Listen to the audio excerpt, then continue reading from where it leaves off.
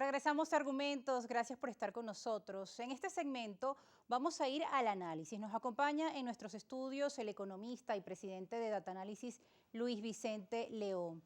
Bienvenido a Argumentos. Encantado de estar aquí. Gracias por estar con nosotros. Fíjese que veníamos analizando en el bloque anterior, pues algunas de las reacciones tras este anuncio de la ley de impuesto a las transacciones financieras, a las grandes transacciones financieras. Fíjese que muchos decían que, bueno, no son tan grandes las transacciones en las que se está cobrando este impuesto, mientras, pues, hay argumentos que van a favor y en contra. Puede ir a mejorar los índices de inflación en nuestro país, mientras que hay sectores, como por ejemplo con industria, que pues ha mencionado que se trata de una medida inflacionaria con un efecto de bola de nieve. ¿Usted qué piensa? Mira, obviamente cuando tú aplicas un impuesto, en este caso un impuesto a la transacción es casi un impuesto a la venta, tú estás desplazando los precios hacia arriba en un escalón. Hay un escalón de X%, 3% del impuesto, pero puede haber incluso un poquito más por los impactos mixtos que pueden tener todas las empresas. Tú vas a desplazar los precios hacia arriba automáticamente, y eso sin duda es un impacto sobre el bolsillo de la población. Ahora, ¿es eso inflacionario? No necesariamente. Quiero decir, inflacionario es cuando tú generas un ciclo que no para, siempre estás alimentándolo, ¿no? Que es un escalón, pero luego te quedas ahí. Y los índices venían bajando. Los índices de inflación vienen bajando de manera significativa. Pasamos de miles por ciento en el año 2020 a un 600% el año pasado.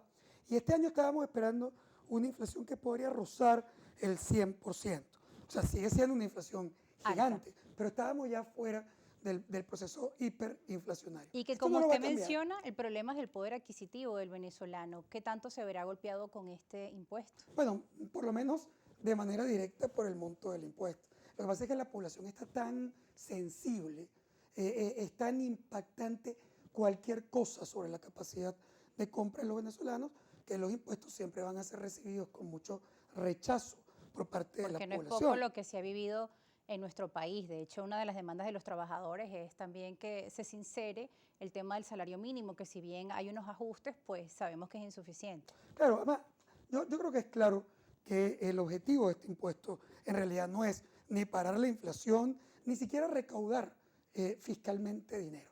Ese no es el objetivo. El objetivo, además declarado, es que ellos quieren fortalecer el uso del bolívar y por lo tanto estás tratando de poner impuesto a la transacción en dólares para que la gente se mueva a tratar de operar en bolívares. Por cierto, esa medida viene acompañada por otras cosas, no solamente es el impuesto, hay unos intentos de regreso también por ejemplo, las operaciones en moneda extranjera en la banca, que está Sí. bastante restringida.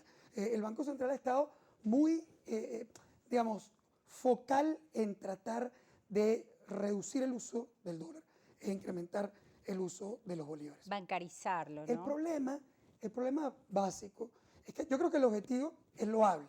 O sea, por supuesto que todos los bancos centrales quieren fortalecer su moneda. O sea, por lo tanto, yo no puedo criticar al Banco Central de Venezuela porque Pero ¿podrá quiera. esta medida justamente lograr eso? No, Proteger el bolívar.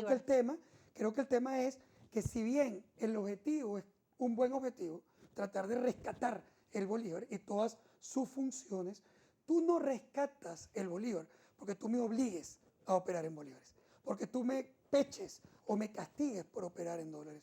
Porque lo que termina ocurriendo es que si yo no he resuelto el problema que originó mi falta de deseo de tener bolívares, automáticamente, cuando tú me obligas, lo que termina ocurriendo es que yo empiezo a operar, yo quiero decir en genérico, en el mercado negro, en el mercado informal. Empieza a estimularse la evasión de las operaciones formales. Entonces ahí quieres hacer una gracia y termina una morisqueta. Porque tú no vas a ir a bolívares básicamente porque tú me pongas un impuesto del 3%. Si Y, yo no confío en el bolívar, si claro. yo no creo que el bolívar puede preservar su valor, si yo no creo, por ejemplo, si no hay, porque es que el otro tema es que te están diciendo, vamos a estimular el bolívar, y cuando tú vas a la banca está completamente desmonetizada, es decir, no tiene bolívares. Entonces tú le estás diciendo al banco, presta bolívares. O Pero no sea, los hay. te reduzco el encaje. ¿De dónde sacan los bolívares de la banca? Es que no hay bolívares. En la liquidez monetaria en Venezuela, la mayor parte hoy del circulante está en dólares. ¿Qué vas a hacer con eso?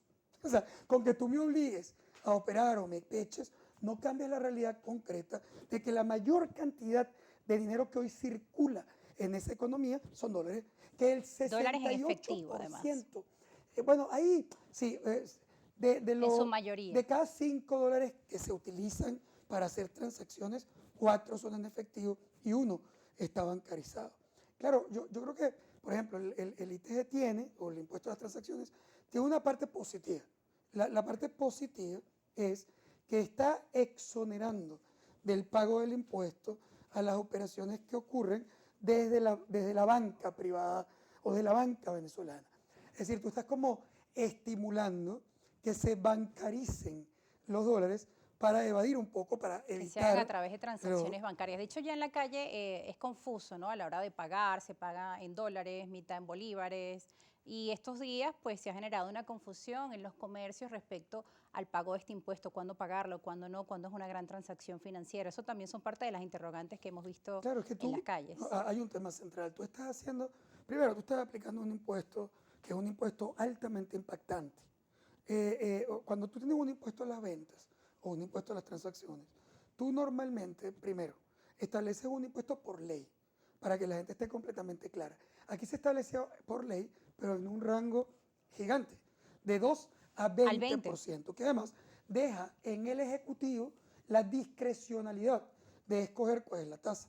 Que además, hoy es 3%, pero ¿y qué pasa si mañana le da la gana cambiarla a 15 o a 20? Entonces tú tienes un primer problema. El primer problema es que si tú, por ejemplo, bancarizas los dólares y el gobierno decide cambiar el impuesto de 3 a 20% porque está protegido por el rango de la ley, tú Sí. perdiste de plano 20% de tu patrimonio en el impuesto porque cuando vayas a salir de esa cuenta estarías básicamente metido en ese proceso. Claro, es verdad, de nuevo, que la ley sí tiene un apartado que está exonerándote de los temas bancarizados, pero nunca sabes cuándo eventualmente Y eso que también también puede. exoneran las remesas. Sí, lo Fíjese. otro, pero lo Sí. otro que sí es, en mi opinión, digamos, también interesante, es que, a ver, tú estás poniéndolo en rangos bajos. No son tan bajos como debió ser, porque el impuesto a la venta normalmente, la mayoría de las experiencias son de 0,50% para no generar Claro. distorsiones importantes en los precios. En este caso es 3, pero por lo menos no es 20. Es decir, estás en un rango que todavía es manejable, que no es tan distinto al rango de impuestos que se cobran las transacciones en bolívares.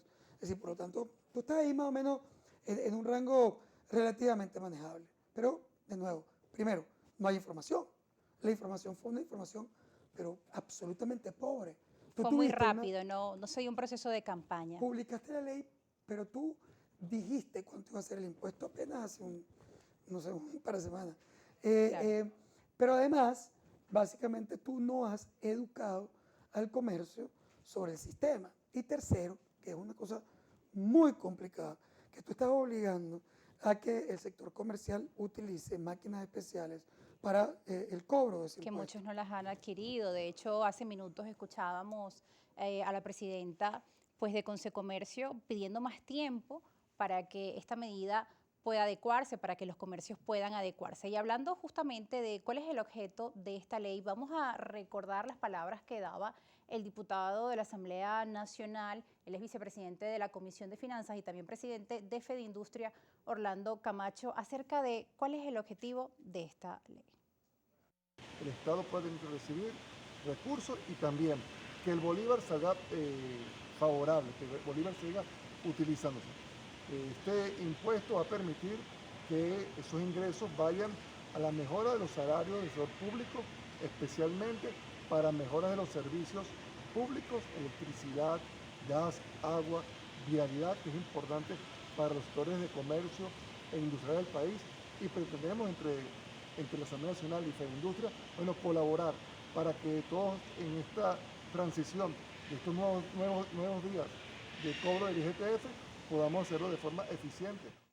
Bien, allí decía, señor Luis Vicente León, el diputado Orlando Camacho, vicepresidente de la Comisión de Finanzas y también presidente de Fenindustria, que otro de los objetivos es que este fondo pueda ayudar al gobierno en la mejora de los salarios y también el tema de los servicios públicos.